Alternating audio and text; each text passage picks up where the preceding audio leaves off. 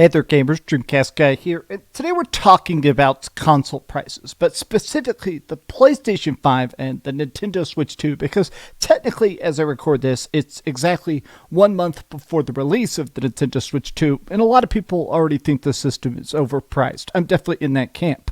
$450 for what essentially is a pretty fancy tablet. I mean, I've liked every generation of Nintendo because a lot of times they're different and innovative. The Wii U, the 3DS, having two screens on a system. It feels like a lot of times what you're paying for when it comes to Nintendo hardware is the creativity as much as the creative games. But I'm concerned that these price increases, while they haven't been rolled out yet, they're going to be bad. I think they're going to be very significant. We're going to start to see a lot of $600 Nintendo Switch 2s and maybe a $1,000 PlayStation 5 Pro before the end of 2025. But let's talk about it because this is official. It's not quite debuted, but we're starting to see the first of the math kind of being explained by CEOs. Let's get into it. Hi, hope you're having a great day. And if you could, please give this video a like and subscribe if you haven't already.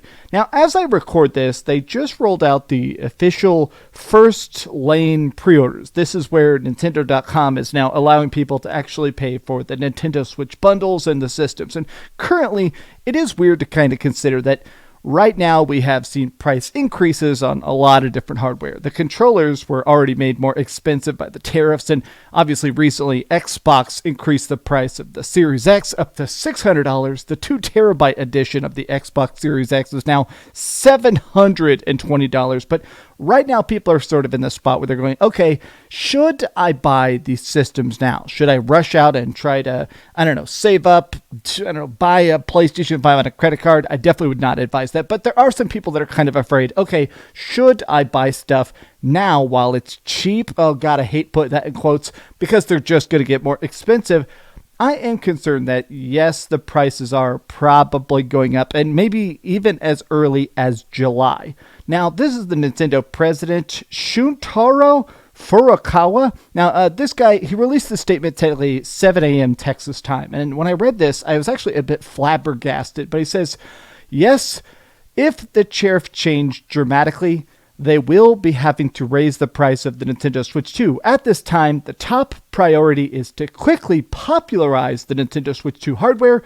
If the assumptions regarding tariff prices change significantly, we would like to consider what price adjustments we would have to make and implement them after considering various factors. Now, in the most careful, nice, politically correct way, they're basically saying, okay, yes, prices are probably going to go up, but we're going to try and minimize the cost to consumer. Now, let's just explain this real quick. Right now, technically, the tariffs that people are talking about, some people think the tariffs are out, some people don't. Some parts of America, they actually haven't been paying it. Tariffs happen when the product enters the United States, at least these U.S. tariffs. So basically, they put it on a boat. You pay it when it gets taken off the boat. So since a lot of these things take, months to actually get to America on these big, huge freight ships, some parts of the country have not actually been taking the tax at ports. So some of the tariffs are already inconsistent and not even being applied. But apparently,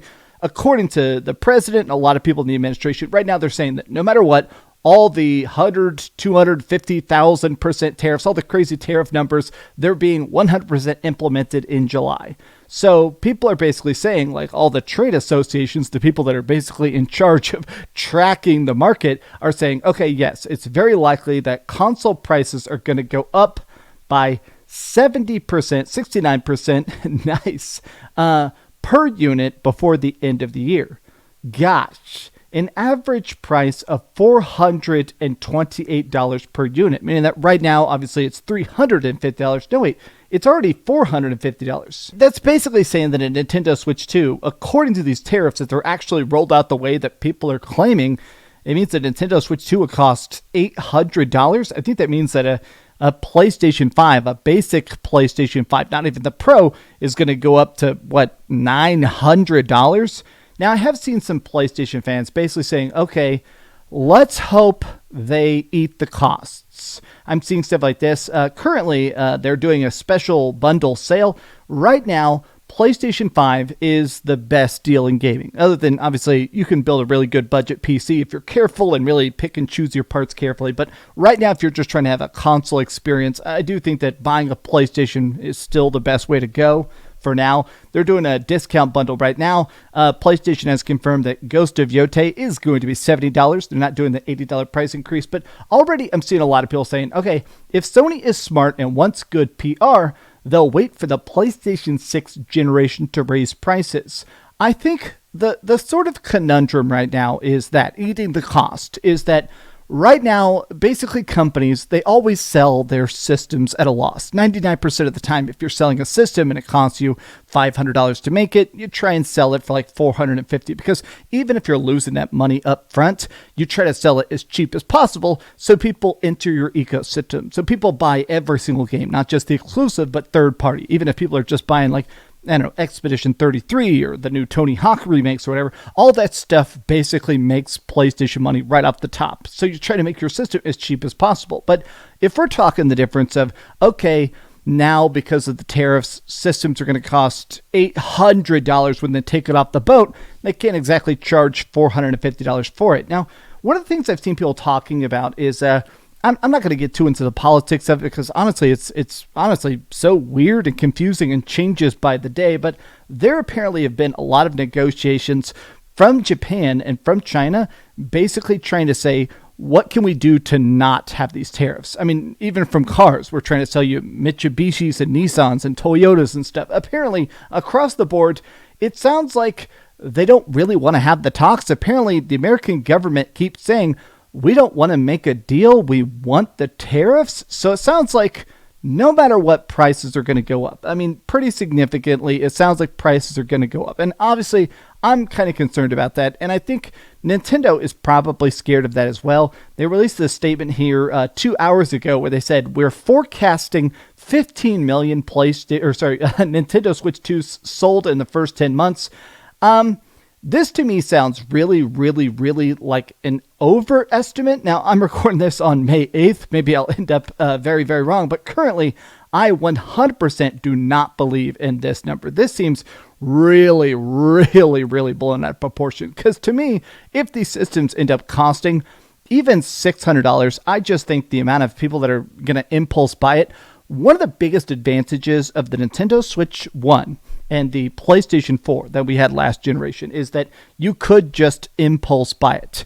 Hey, I got $300 in cash for my birthday, which obviously is a huge amount of money. There were people that would sometimes get that and go, I'm going to go out right now and buy a Nintendo Switch. It's totally worth it. I'll buy Animal Crossing. I'll buy stuff like that. It's definitely worth it for me. Whereas now, $600, that's a lot of money. That's rent money, baby. That's a lot of money.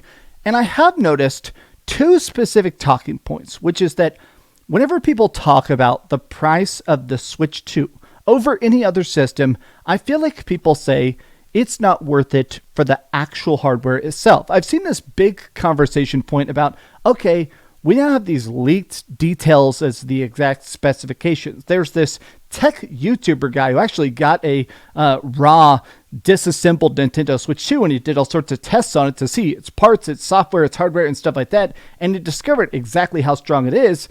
And essentially he says, okay, the Nintendo Switch 2 is decently strong. It's got decent stuff inside of it, but it's definitely a system from about 2021. He definitely says that this is very, very old tech. Now, obviously, when it comes to Nintendo, they're very good about squeezing every drop of juice out of it. You're not trying to have a PlayStation 5 in your pocket. It's appropriately powerful. I mean, some people are really bagging on it, saying it's weaker than a Steam Deck. It's roughly the power of a Steam Deck. It's on par with a portable PlayStation 4, which to me is still pretty good. But even beyond the specifications, I've seen a lot of people saying, okay, it just feels like in general, the Nintendo Switch 2 is trying to be the most bare bones product possible. The fact that there isn't an OLED screen, the fact that it doesn't seem to have that good of a battery life, according to some early reports and stuff like that, it does seem like Nintendo is trying to figure out how to charge as much as possible. And already, I have talked to a lot of different fans, a lot of different subscribers, and something people are saying is,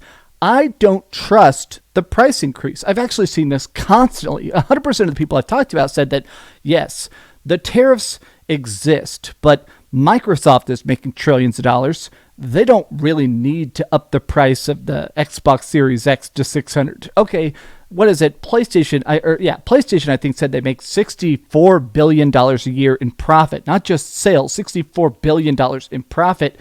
They don't need to increase the price of the PlayStation 5 to still be fine. And I have seen people saying that Nintendo themselves has said they have $13.5 billion just saved up in the bank or something ridiculous, right? People are going to get mad at Nintendo or any of these companies, even if the things are actually necessary. Like, even if these companies really need to raise these prices or they go under, I still feel like they're going to be met with a lot of backlash because, let's face it, everybody's broke. Like, yes, maybe your Venn diagram of investor hope and consumer joy and stuff like that, maybe you've done the math and says, okay, we can get away with increasing the price. I just feel like the average casual consumer is not going to be happy when you jack up these prices. I am very curious, morbidly curious, I must admit, about how expensive the Nintendo Switch is about to be. And the PlayStation 5. I've gotten a lot of people telling me, oh, you're so happy about the Xbox price increase, which I'm not, and I've never said I'm happy about it. I don't know why people keep saying that to me, but I've also seen people say, you're going to be crying when PlayStation increases their price. And I am. I'm going to be sad when the Nintendo Switch 2 price goes up. I still think the Nintendo Switch 2, in my opinion, is not worth it even at $450. Maybe I'll be wrong when I play one, but I'm just in a spot where I do think that consoles getting so expensive, retro tech getting so expensive, I mean, just in general, PC parts getting so expensive, I do think we're hitting a weird spot where people are going to be gaming on last-gen stuff, playing outdated indie games, or everyone's going to be playing crappy mobile games because they can't afford anything else. I talked to a person a couple weeks ago who said that all they play now is phone emulators because they just straight up can't afford stuff, and they were like, well, I've got $1,100 phone that can play 3DS games. I'm just going to play 3DS games on my phone until someday stuff becomes affordable again. And I get it. That sucks, but I get it.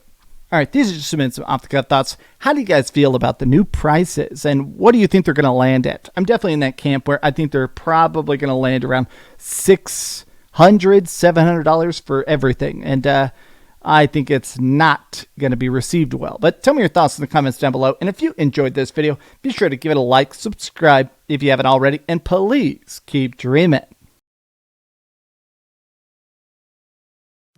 Thanks so much for watching that video. If you want to see something else, you can always click this link to see what I put up last, or, subscribe and see what's coming up next. Also, I promise that whatever I do, it'll try not to suck.